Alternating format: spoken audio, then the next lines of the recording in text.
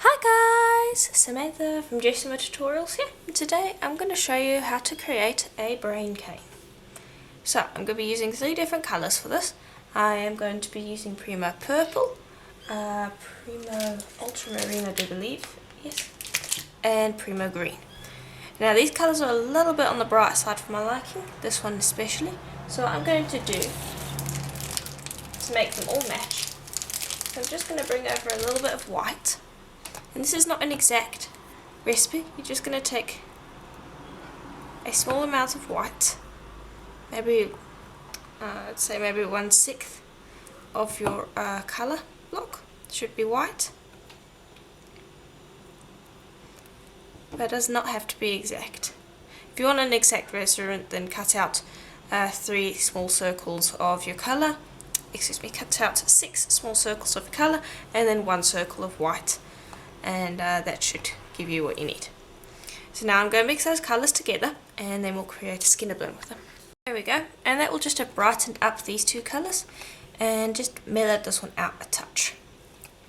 So now take your colours and just squish them into a rough triangle shape. It does not have to be exact. I do have a tutorial on how to create skinner blends. If you want to be precise, I'll provide a link to that tutorial, but this is generally the easiest and quickest way to do it if you don't have any trouble making skinner blends. So just mold each of them into a triangle. There we go. And take each one of those,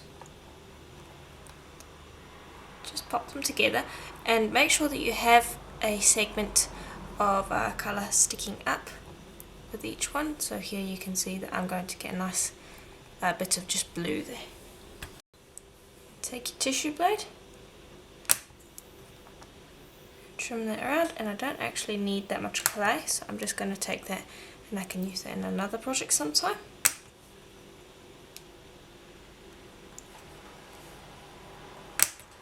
There we go. Okay, then I'm just pressing this together to start with, and then I'm going to run that through my pasta machine like so. Now when you make your skinner blend, you always fold in the same direction. The way to remember whether you fold it in the right direction is all 3 colours should be along the fold, and you should only have 1 colour on either side. So if you're folding it this way, you can see you're getting 2 colours when you're folding. When you're folding, you should only have 1 colour.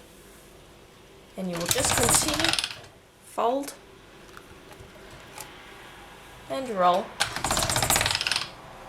until your colours blend into each other, and that can take, depending on how soft your clay is, up to 20 to 30 times if your clay is very firm, but if it's soft it takes about 15 times. Okay, and here is how it looks. So now put this to the side. This is about 2 millimeters thick, and we want to take a piece of white and a piece of black that are also about 2 millimeters thick, and that's my thickest setting on my pasta machine. And you want to stack them like so. Trim away excess and peel that apart so you can use each colour separately, like so. And what we're going to do is we're going to run this through the pasta machine on our thickest setting again, because right now it's 4 millimeters thick rather than 2 because we stacked.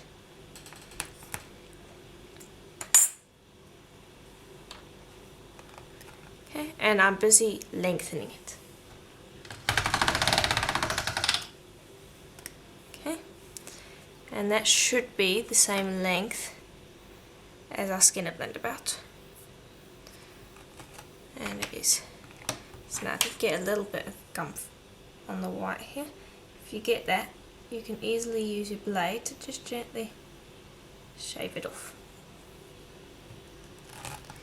and trim up this edge over here.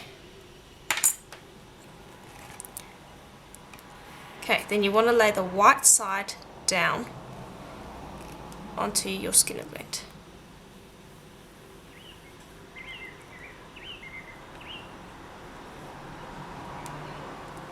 Like so. And I'm just going to trim up the edge here and here.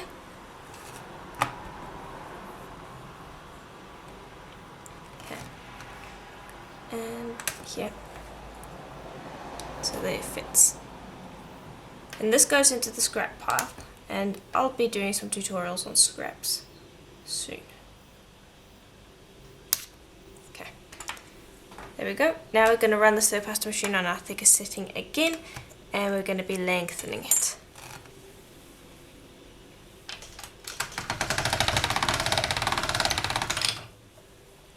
Like so. Now I'm going to take it down to about 1 millimeter thick, and I'm going to run it through again, lengthening it.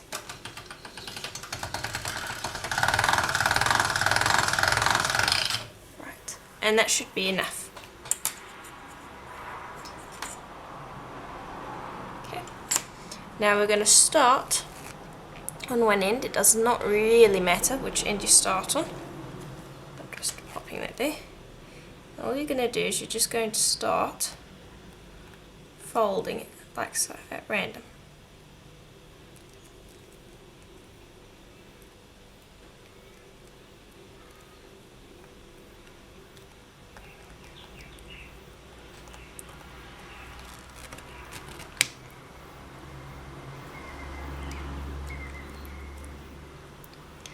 And just continue doing this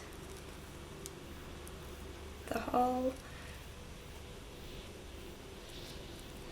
way up. And the folds don't have to all be the same size, it's very random how you do it. It's completely up to you. Some can be large, some can be thick, completely up to you. Just continue up the entire length. There we go. Now gently press on one side, and what we're trying to do is we're just trying to get it to round out almost.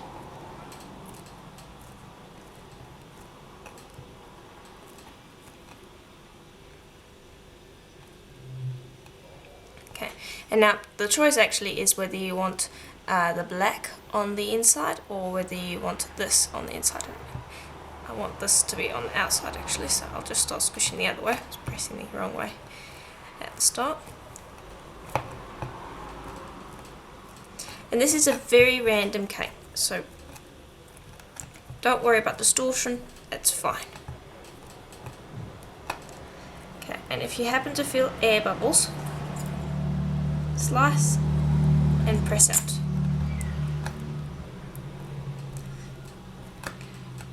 Okay, and I'm just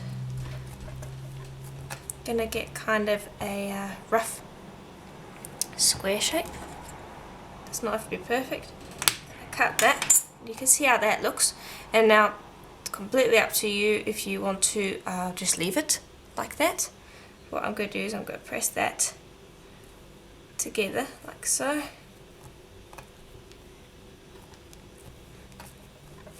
And now we're going to form it into a round.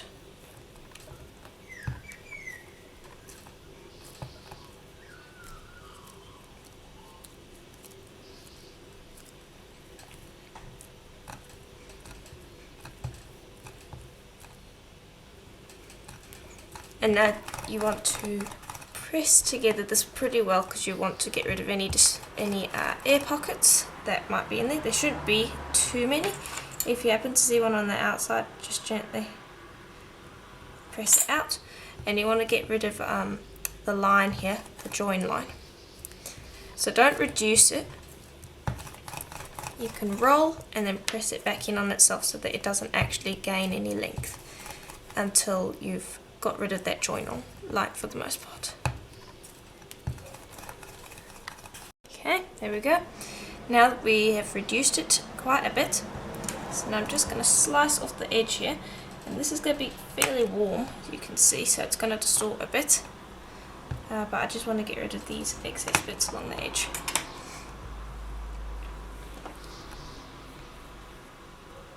Okay, and now I've got to let this rest before I take a proper cut out of it. So you would let this rest for maybe at least 30 minutes before taking a proper slice, because otherwise you're going to get distortion like that, even in a clay such as Polymer. So make sure you set it like so. It's all ready to go, ready to use, but you do need to let it sit for at least 30 minutes before we can see the result. So I will let that sit and you'll be able to see it when it's done. Okay, so it's rested long enough and I've given it a nice slice. Let me just zoom in for you so you can see what that looks like. It's quite a whimsical cane, but it's a great cane for beginners since you don't have to worry about any distortion. The point actually is to create distortion, and also there is very little waste. So let's see, this you could actually use, but I'll put it into the waste pile. For that entire cane, this essentially is all the waste that you ended up with, which is very little. It's barely even enough to actually do a leftover clay technique with it. So this is a good technique for people who don't want to use up too much leftover clay, because essentially you're not really trimming off anything, because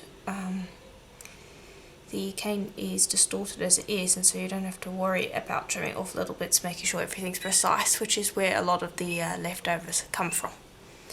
So anyway, that is basically it for today's tutorial. Keep in mind you can use any colours you want for this. I would stick with the black and white though, because that creates the sharp contrast, but you can use any colours you want. And you can also squiff it up any way you want. So I wanted to do it so it looks kind of like you've got a skinner blend going through, but you can squiff it up in any way. You don't even have to use a skinner blend, you can use a solid colour if you want. So play around with it. Very simple, very easy, and you can get some really nice results from it. So let me know in the comments below what you thought, and I will see you in the next tutorial. Bye for now.